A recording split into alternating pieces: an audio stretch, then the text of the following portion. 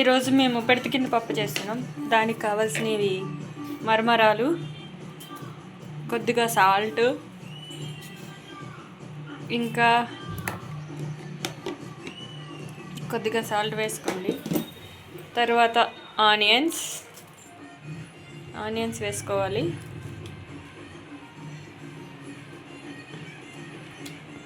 తర్వాత కొద్దిగా టమాటో, కొద్దిగా పచ్చిమిర్చి,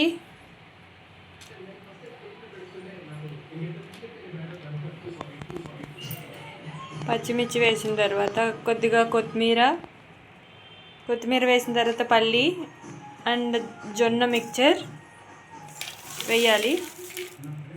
వేసిన తర్వాత లైట్ కలుపుకోవాలి. కారం, అలాగే నిమ్మకాయ,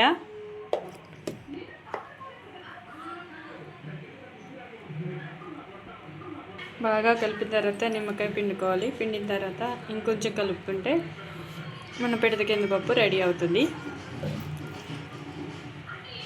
ఈవినింగ్ స్నాక్స్కి ఇలా చేసుకుని తింటే బాగుంది. కలిపిన తర్వాత ఇలా రెడీ అండి. చాలా బాగుంది కదా చూడడానికి. ఇలా ఈవినింగ్ స్నాక్స్ చేసుకుని తినొచ్చు. Thank you everyone.